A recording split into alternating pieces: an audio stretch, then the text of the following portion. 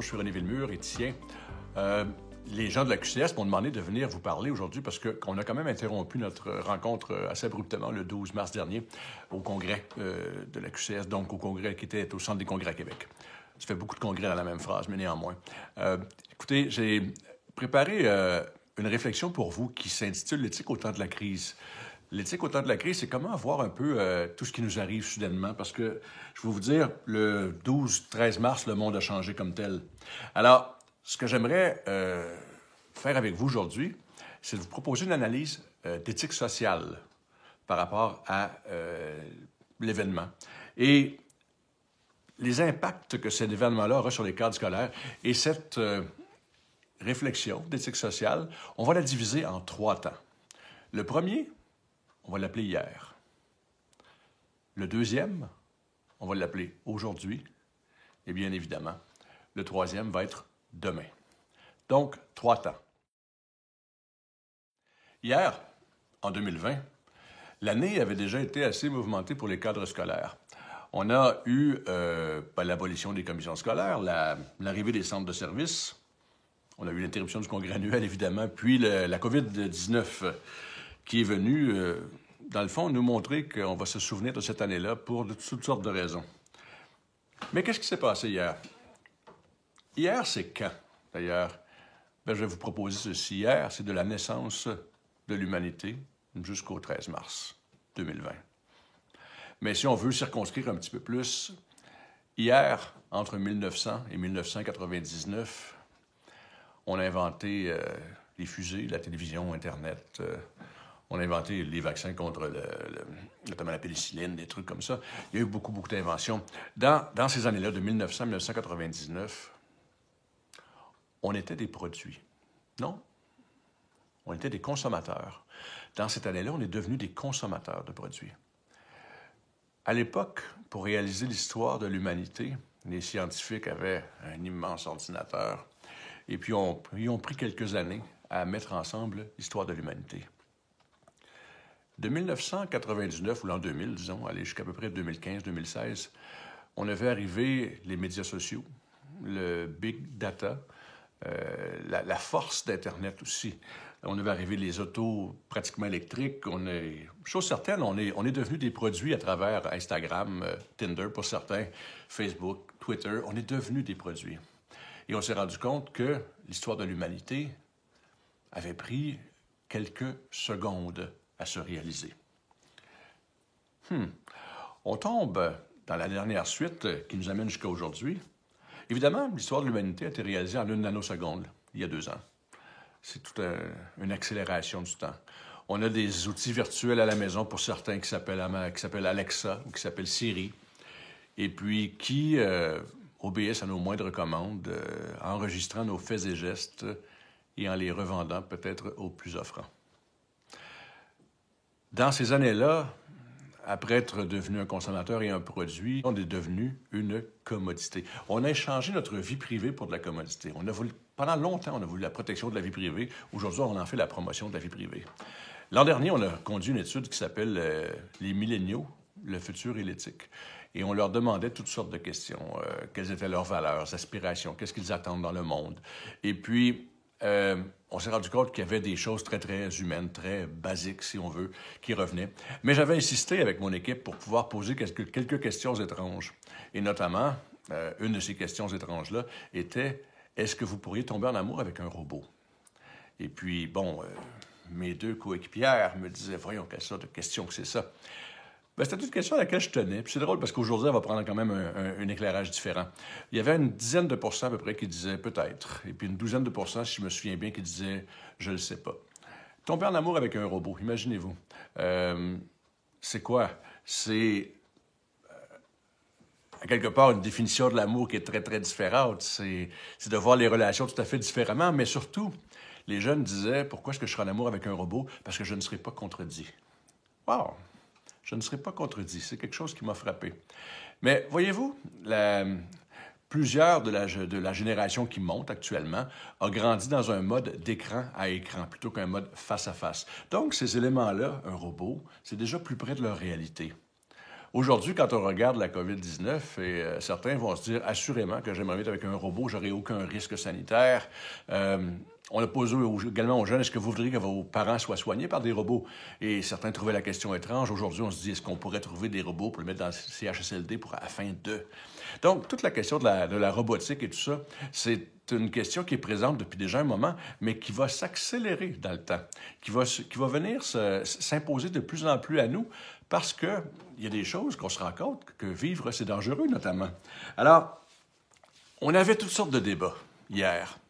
On nous a parlé d'identité de genre, de MeToo, d'appropriation culturelle. Il y en a qui déchiraient leur chemise pour des pécadilles. Et si on écoute, si on regarde les médias sociaux, vous savez, moi, je pose des questions à peu près tous les jours aux gens, puis évidemment, il y a du monde qui sont tout à fait pour, d'autres tout à fait contre. Il y a des gens raisonnables au milieu, mais il y a des gens qui sont prêts à s'arracher les yeux pour faire un point. Et ça, c'était hier. Parce que pendant un moment, il y a eu un petit hiatus, il y a eu une petite pause où on s'est dit, est-ce que c'est si important? Est-ce que tous ces sujets-là, l'appropriation culturelle, j'en nomme un, vous savez, puis on pourrait prendre d'autres. Ne vous offensez pas si c'est un sujet qui vous concerne, mais quand on est en danger de vie ou de mort, franchement, c'est pas ça qui retient notre attention.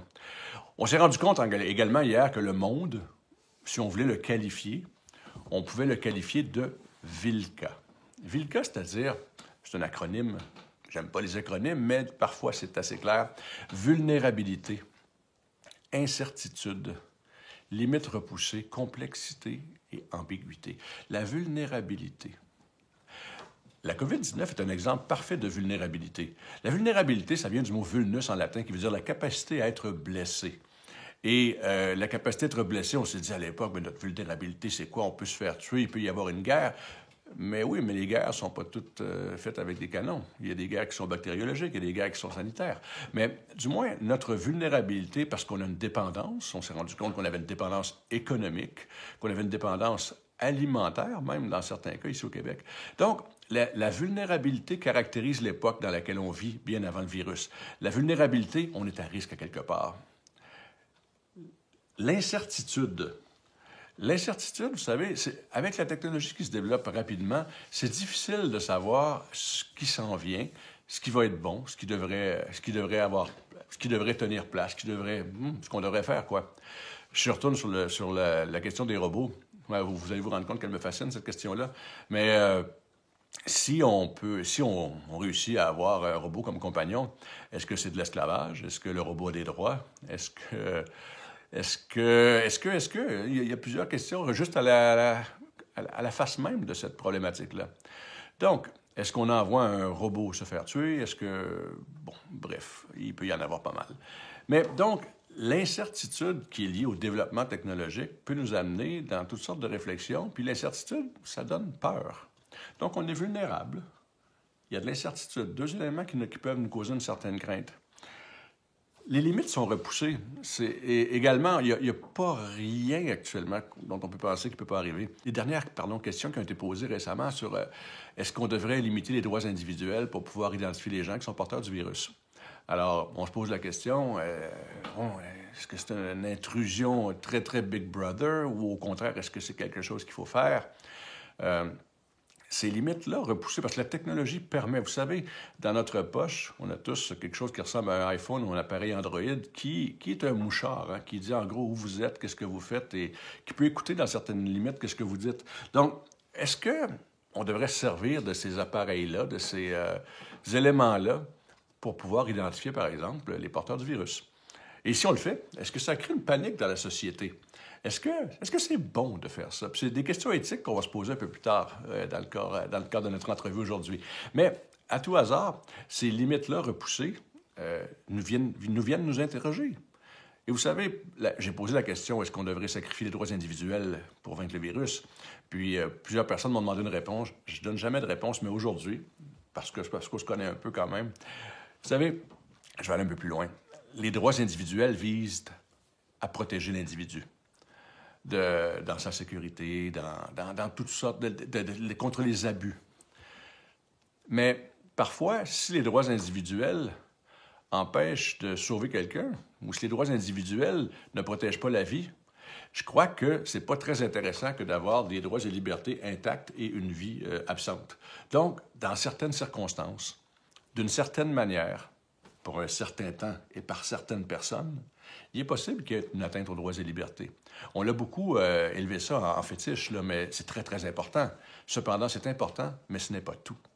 Parce que dans les droits et libertés individuelles, bien sûr, il ne faut pas oublier le collectif. Donc, dans un cas comme la COVID-19, le collectif et l'individu peut contaminer le collectif. Donc, il y a une réflexion plus large à faire que simplement dire « je suis pour ou contre l'abolition des droits et libertés ». Mais, donc, on arrive avec la complexité accrue. Ces questions-là ne sont pas faciles à répondre, elles arrivent vite. Et également, l'ambiguïté. L'ambiguïté, ça vient de ambire, qui... Ambire en latin, c'est tourner autour. Ça nous a donné le mot ambulance, d'ailleurs, dans le langage moderne. Mais ambire, c'est qu'on n'est pas certain. On va à droite, à gauche, on tourne. Tout nous semble bon ou tout nous semble mauvais parfois. Donc, le monde de VILCA, vulnérabilité, incertitude, limite, complexité et ambiguïté, c'est ce qui caractérise hier. C'est avec ça qu'on arrive jusqu'à aujourd'hui. Et puis, justement, dans ce monde-là, on a beaucoup parlé d'éthique. Bon, on a parlé plus de manquement à l'éthique qu'on a parlé d'éthique, mais on a quand même eu le sujet qui est arrivé. L'éthique, qu'est-ce que c'est l'éthique? Bien, entre vous et moi, l'éthique, c'est décider avec justesse dans l'incertitude. L'éthique, c'est faire des choix. Et d'ailleurs, quand on fait des choix, on énonce nos préférences. On appelle ça des valeurs en général. Mais quand on fait des choix, on peut choisir une chose et on ne choisit pas l'autre. Certains choix valent mieux que d'autres, lesquels et pourquoi. Donc, l'éthique pose vraiment la question du choix, de la décision. Décider, préférer, discriminer, choisir, ce sont des relatifs synonymes, mais à quelque part, prendre une décision, c'est ne pas faire autre chose. Donc, on est vraiment mis face à des situations, vous excuserez si aujourd'hui les lunettes me descendent, mais on est mis face à des situations où il faut falloir choisir. Et puis, ça nous ramène, vous savez, au fil du temps, à des vieilles questions philosophiques, parce que le monde change, mais pas tant que ça. Dans le monde d'hier, récemment, le hier récent, il y a beaucoup de formations à l'université, les maîtrises en administration scolaire, par exemple, ou même en administration des affaires. On apprend énormément de choses dans ces programmes-là, mais surtout, on apprend comment faire les choses. C'est très important de savoir comment faire les choses. Cependant, quand on parle d'éthique, on parle de pourquoi faire les choses. Pourquoi est-ce que je choisirais A plutôt que B? Pourquoi? Et ça, c'est embêtant parce qu'on a comme perdu le réflexe du pourquoi.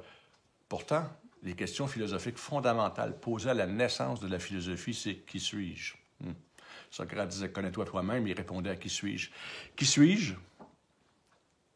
Que puis-je faire? Et que m'est-il permis d'espérer? Ces trois questions-là, quand il nous arrive une épreuve comme celle de la COVID-19, qui suis-je? Que puis-je faire et que m'est-il permis d'espérer? Elles deviennent fondamentales. 3000 ans plus tard, elles sont aussi bonnes.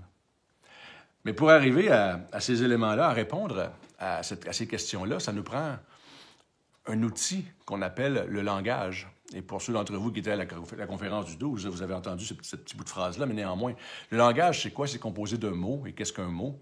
Un mot, c'est la construction d'un son et d'un sens.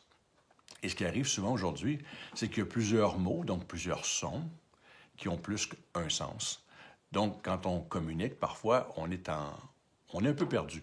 On ne se comprend pas parce qu'on n'arrive pas à mettre le son et le sens. L'exemple que je donne toujours, c'est l'exemple en disant « Jean a un compte en Suisse ». Quand on dit ça, qu'est-ce que ça dit de Jean? Bien, la plupart du monde vont dire « Jean est un fraudeur » ou « Jean a de l'argent ».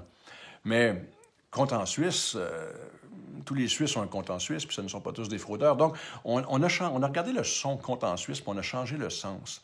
Mais ça arrive sur plusieurs mots, ça. Ça arrive sur plusieurs mots, surtout quand on parle d'éthique, parce qu'on ne prend pas la peine de définir certains de ces mots-là.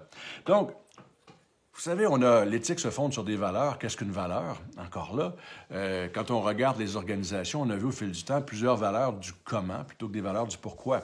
Je vais juste consulter ma petite liste ici parce que, quand même, des fois, il faut s'inspirer. Mais quand je regarde beaucoup de commissions scolaires, qu'est-ce que j'ai vu? Efficience, efficacité, innovation, compétence, dépassement, adaptation. Vous savez, ces éléments-là, qui sont les valeurs de certaines commissions scolaires, d'une part, ils sont censés vous servir à vous aider à décider quand vous n'êtes pas certain, quand il n'y a pas de règles. Mais deuxièmement, c'est que, remarquez, ce sont tous des comment. Il y a très peu de pourquoi là-dedans. Vous savez, quand on se dit je dois reprendre les classes bientôt, à la fin mai ou juin, ou je ne sais pas quand, et mon guide, c'est dépassement. Ben, j'ai hâte de voir qu'est-ce que vous allez dépasser, parce que c'est pas évident que dépassement va vous aider à choisir. C'est pas évident que adaptation va vous aider à choisir aussi. Maintenant, je dis pas que ces mots-là sont pas bons. C'est des choses que l'on valorise, que l'on met en évidence, qu'on va utiliser, mais non pas une valeur qui va vous servir de critère de choix. Donc, dans notre monde, si on veut sortir d'hier, il va falloir qu'on ajoute du son au sens et même qu'on change de son par quelquefois. Donc, plutôt, pour faire face à demain, plutôt que de répéter ce que l'on aimerait qu'il soit dit, il va falloir que l'on dise ce qui doit être dit. Et ça, on a moins été habitué au fil des années. Donc, hier, le 12 mars, tout a basculé. Le monde venait de changer et nous en étions les témoins. Un choc est survenu le 13 mars. Puis depuis ce moment, nous sommes en crise. Maintenant, un choc, qu'est-ce que c'est? C'est un affrontement violent entre deux corps, par exemple. Mais dans ce cas-ci, c'est l'affrontement violent entre l'infiniment petit, le virus, et l'humain, qui a toujours pensé être maître du monde, quelque part. Puis l'arrivée du virus nous rappelle que la seule véritable égalité, c'est notre vulnérabilité face à la maladie. C'est le seul endroit au monde où on est égal. Le reste, franchement, on peut prétendre. Mais bon, néanmoins. Donc, je vous le disais, on tombe en crise. Crise, ça vient d'un mot grec, crisis, avec un K au début. Et crisis, ça désignait à l'époque la phase décisive. Donc, crisis, il y a un choc, donc un affrontement, comme ça. Et puis c'est comme si on prenait une autre direction soudainement. Et quand on prend une autre direction, crisis, ça vient, on peut le définir un peu comme ceci. La crise, c'est le moment où l'on ne se reconnaît plus soi-même. C'est le moment où vous vous retrouvez soudainement confiné, ne sachant pas pour combien de temps. Qu'est-ce qui va se passer? Est-ce qu'il va y avoir un retour à l'école? Comment vont être les gens? Actuellement, il y a eu assurément une crise sanitaire. Le premier ministre nous en parle tous les jours à la radio, à la télé, et puis il nous explique un bilan, il nous explique qu'est-ce qu'on fait dans les CHSLD ces jours-ci, par exemple. Mais la crise sanitaire, vous savez, c'est pas la seule crise, c'est pas le seul moment pour lequel on ne se reconnaît plus. Il y a une crise économique aussi qui va être au rendez-vous. Et ça, on ne sait pas encore tout à fait l'ampleur d'une telle crise économique, mais encore là, d'avoir arrêté l'économie pendant un certain temps. Et, vous savez, disant ceci, je ne suis pas à approuver ou désapprouver une solution, j'explique juste qu'on ne se reconnaîtra plus soi-même dans l'économie. Mais surtout, il va y avoir une crise sociale. Et la crise sociale, c'est le moment où la société ne se reconnaît plus elle-même. La crise sociale, ça va être quand, éventuellement, il y aura une reprise et qu'on ne saura pas tout à fait quoi faire. On vous parle de distanciation sociale actuellement, on vous parle de bien des choses, mais néanmoins, c'est pas évident. On fait face à un péril, à un danger, donc il y a quelque chose qui peut nous arriver. On a été soudainement, la moitié de l'humanité confinée, et on a eu peur pour une chose, pour notre vie. La vie, la nôtre, celle de nos proches, celle des autres personnes. Mais, vous savez, dans les crises précédentes, le 11 septembre, par exemple, on a tous été subjugués, mais c'était local, c'était à New York, c'était autre chose. Dans, je dirais, la crise financière de 2008, on a été interpellés dépendamment de où on se situe dans la chaîne financière.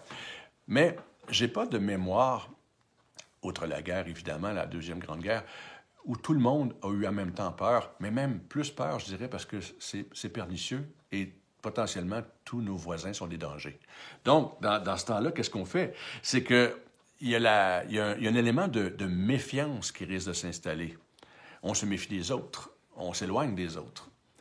Certains vont dire, c'est bien, on fait des apéros en ligne sur Zoom. Oui, mais vous savez, l'humain, c'est quelqu'un qui, de toute son histoire, a constitué des groupes, a voulu être une tribu, une nation, un peuple, un chevalier de colon, peu importe.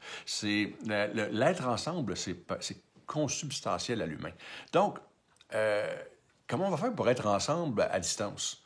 Et c'est pas tout de dire je retourne au travail bientôt, là. C'est que cette distanciation-là sociale, elle va quand même perdurer. Et même une fois le danger passé, reste la peur. La peur qui, honnêtement, nous fait beaucoup agir d'une manière ou d'une autre. Donc, aujourd'hui du choc, donc de la violence, de l'affrontement, de la crise, du moment où on ne se reconnaît plus soi-même,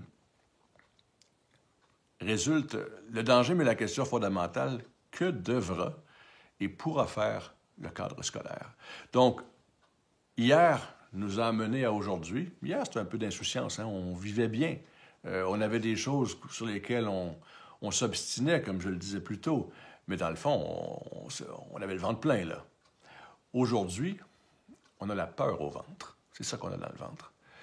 Maintenant, qu'est-ce qu'on va faire pour demain? Demain, il va falloir construire le meilleur des mondes. Devant le danger qui nous guette, devant la crise qui nous empêche de nous reconnaître, que faire? C'est sûr qu'on va falloir... Vous savez, un choc, ça laisse toujours une mémoire du choc. Et ça, on ne pourra pas jamais revenir comme c'était auparavant. On pourra faire les mêmes actions, mais ça ne sera pas pareil. Parce qu'il y a eu le choc, il y a eu la peur, il y a eu bien des choses. Donc, il y a une mémoire du choc et il va falloir donc prendre acte de cela. Ce n'est pas évident que vos collègues, vos supérieurs, vos subordonnés, les parents vont être indemnes de ce choc-là. Ce n'est pas évident que vous serez indemne, que je serai indemne de ce choc-là. Mais il va falloir qu'on prenne acte du choc en question, considérant que le choc laisse une mémoire. Et puis, en prenant acte de ce choc-là, il va falloir qu'on tente de trouver du sens. Le sens, on en parle beaucoup depuis des années aussi, mais souvent sans bien le définir. Mais le sens, c'est quoi? C'est la direction, c'est le chemin, c'est la voie. Mais sans le sens, c'est l'égarement, c'est l'inconduite. À quelque part, il arrive la tristesse en bout de ligne. C'est sûr qu'on a dit pendant des années, il faut redonner du sens, il faut donner du sens. Mais vous savez, après un choc et après une crise, ces éléments-là prennent une toute autre amplitude. Donner du sens. Vous savez, l'étymologie nous indique souvent, quand on prend un mot, par exemple, retrouver, je prends le re, ça veut dire deux fois, là, retrouver du sens, donc trouver plus de sens. Redonner du sens, donner encore plus de sens. Ça va être un peu difficile, mais surtout, c'est que ces éléments-là, ça prend du temps. C'est pas vrai que le 4 mai ou le 4 septembre, quelqu'un va dire, bon, c'est assez, là, maintenant, il faut qu'on avance comme avant. On n'avancera pas comme avant. C'est simple. Je vous dis tout de suite, on va faire comme si on avançait comme avant, mais la réalité peut être plus difficile. Chose certaine, un élément qu'il va falloir apprendre à maîtriser, c'est celui du temps. Le temps, puis vous savez très bien, quand on entend parler du temps, généralement, c'est pour entendre parler de l'urgence. Je peux pas, j'ai une urgence. J'ai toujours dit, l'urgence, ça n'existe pas sur le plan philosophique, ce n'est qu'une caractéristique qu'une personne choisit de donner à un événement. Donc, quelqu'un décide que c'est urgent, éventuellement, on le croit. Mais là, on a vu une vraie urgence, une urgence sanitaire. Et probablement, au moment où vous verrez ce petit webinaire-là, il y aura déjà un début d'urgence économique. Suivre l'urgence sociale. Ça, c'est des vraies urgences dans ce cas-là. Mais néanmoins, il faut être capable de maîtriser le temps. Et le temps, à l'époque, vous savez, chez les philosophes grecs que j'aime bien, eux avaient 4 mots pour définir le temps. Et puis, je vais faire un parallèle intéressant parce que tant qu'à aller à 23 000 pieds, allons-y comme il faut. On va parler de temps et d'amour. Le premier temps grec s'appelle kairos. C'est le moment opportun. Il faut savoir quand agir. Actuellement, les gens qui gèrent la crise au bureau du premier ministre se disent « Quand est-ce qu'on devrait agir pour déconfiner? Trop tôt, trop tard? » Vous savez, avoir raison trop tard, c'est avoir tort. Et avoir raison trop tôt, c'est également avoir tort. Kairos, c'est le temps de la nature. C'est le temps où il convient de faire les choses. L'exemple que j'aime donner, c'est on plante un grain de maïs au mois de mai, on a beau tourner autour en fumant du cannabis légal, puis en chantant quelque chose, il va pousser au mois d'août. Il y a un temps pour tout. On a eu tendance à l'oublier qu'il y avait un temps pour tout, parce que nous autres, on allait vite. C'était le critère du temps. Donc, le premier temps grec s'appelle kairos, le moment opportun. Le deuxième temps grec s'appelle skolé. Skolé, scolastique, school, école, apprentissage, si on veut. Donc, on se dit, pour être un bon citoyen grec, il fallait savoir quand agir. Il fallait également savoir quelque chose. Il fallait apprendre. Dans l'apprentissage, il y avait le loisir aussi, mais il reste qu'on devait toute notre vie apprendre et non pas juste répéter ce qu'on avait entendu.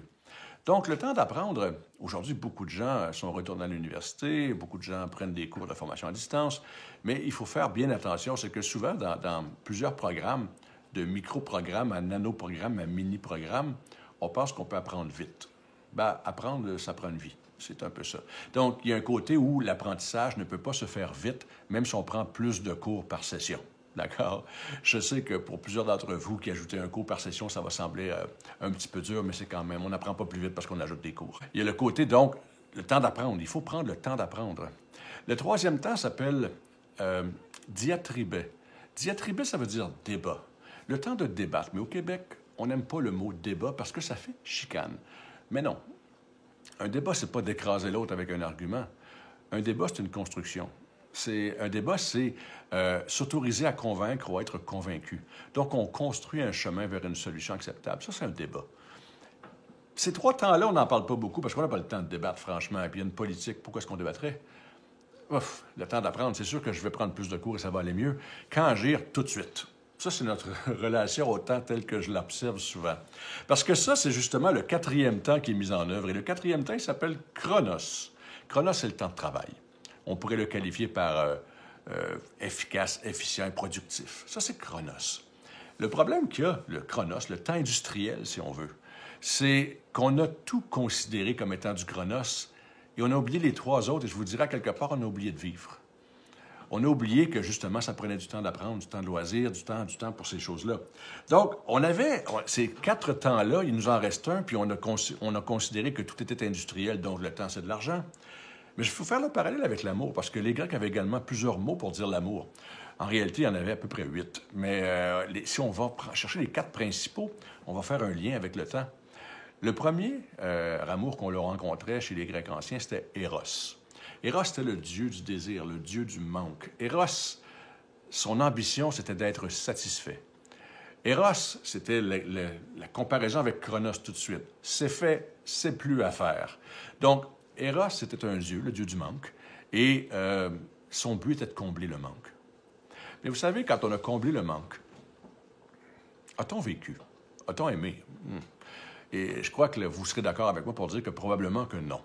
Mais c'est la même chose avec Chronos. Quand on a tout fait de notre vie du temps de travail, qu'est-ce qu'on a fait en bout de ligne?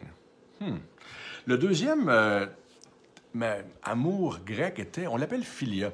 Philia, c'est l'amitié, si on veut. C'est l'amour désintéressé, libre de désir. Bon, l'amitié. L'amitié au sens pur, comme tel. Là. Donc, il y a une affection libre de désir, et c'est quelque chose qui se construit dans le temps aussi. Évidemment, on avait après ça Storge. Storge, c'est l'amour de la famille. D'accord? Donc, la famille, elle peut être étendue, elle peut être très large, elle peut avoir plusieurs configurations, croyez-moi, mais l'amour de la famille. Et puis, on avait la dernière forme de l'amour qui s'appelle agapé, qui est l'amour des autres, l'amour inconditionnel des autres. Bien, des fois, l'amour de la famille, l'amitié et l'amour inconditionnel des autres, on a eu de la difficulté à les atteindre parce qu'on était pris avec un seul temps qui était Chronos. Les 3 autres formes d'amour demandent les 3 autres formes de temps. Et c'est surtout ça. Le temps industriel ne se prête pas à l'amour industriel, simplement. Il va falloir justement que l'on dépasse le temps industriel puis qu'on retrouve le temps de l'éthique sociale, le temps de philia, d'agapé, de storgé. Ces temps-là, et ces formes d'amour-là, d'ailleurs, que ce soit l'amour d'amitié, l'amour de la famille ou l'amour des autres qu'on ne connaît pas, tout comme quand on dit « je voudrais pas... » L'agapé, j'y reviens, c'est très important.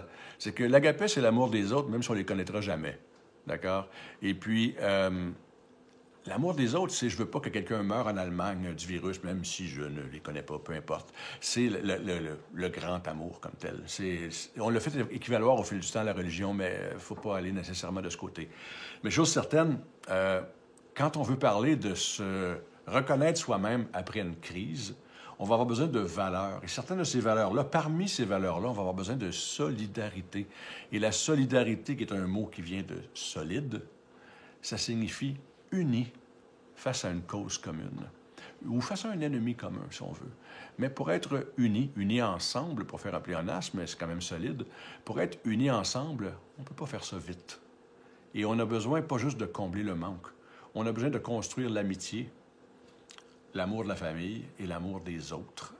Et ça va être un défi parce que si on veut donner du sens, redonner du sens, retrouver le sens, va falloir faire une reconnexion avec soi-même. Et cette reconnexion-là va permettre de nous reconnaître nous-mêmes, évidemment, et donc de sortir de la crise. Vivre ensemble, plutôt que vivre à côté, plutôt que vivre malgré, plutôt que vivre en dépit d'eux. Je pense qu'on va devoir construire une éthique sociale plutôt qu'une éthique de la surveillance. On va devoir construire une éthique de l'être ensemble. À compter de demain, comme cadre scolaire, qu'est-ce qu'on devrait faire? Qu'est-ce que vous devriez faire? Qu'est-ce qu'on va tous devoir faire d'ailleurs? Parce que ça pose la question fondamentale suivante. Comment vivre? Et vous savez, ces questions-là, c'est de background philosophique, je peux les poser quelquefois. Les gens m'excusent de les poser parce qu'on se dit, bah, est en philosophie, hein? Mais on ne se la pose pas assez souvent, la question comment vivre. Dans le fond, que veut-on? Comment vivre? Je pense qu'on va devoir simplifier notre façon de voir, de penser, d'appréhender le monde. Ça paraissait peut-être pas, mais on vivait jusqu'à hier dans un monde complexe. Dans un monde qui dépendait de tous les autres, d'ailleurs, sans qu'on le sache nécessairement. Dans un monde où on s'est mis en danger, parfois soi-même, sans qu'on le sache nécessairement. On devrait se doter de valeurs humaines, humanistes, si on veut. On ne pourra pas continuer et à construire demain avec le dépassement et l'innovation. On va devoir aller chercher la coopération, la solidarité, des éléments plus humains qui touchent le cœur, une valeur du cœur, comme le courage, tiens, plutôt que d'aller chercher un jargon administratif qu'on a appris à quelque part, qu'on l'a copié-collé en se disant que c'était bien. Donc, on devrait donner l'importance à ces valeurs-là et puis agir en conséquence. Agir en conséquence, ça veut dire comprendre qu'est-ce qui est en jeu quand on parle de valeurs, comprendre qu'est-ce que ça veut dire être ensemble. Vous savez, vous allez avoir à gérer de la distanciation sociale, vous allez avoir à gérer des peurs, vous allez avoir à gérer un paquet de trucs quand vous allez revenir au travail. Mais tentez de faire ça simple.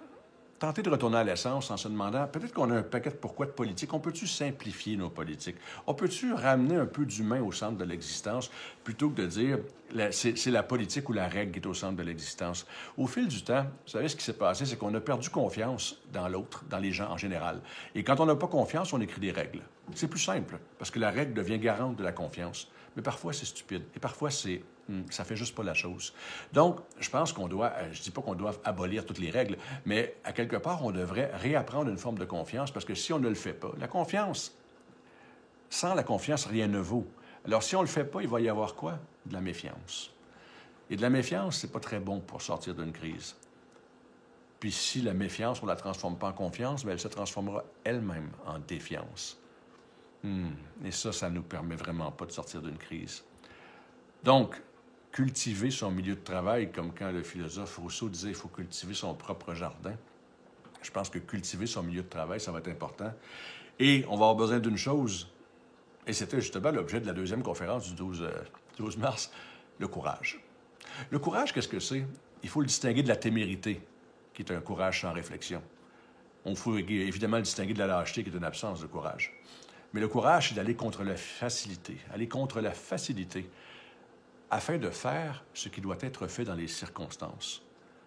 Donc, rappelons-nous, pour construire le monde de demain, il y a une réflexion à faire sur la simplification de la vie, sur la reconnexion avec nous-mêmes, sur l'inspiration par des valeurs humanistes.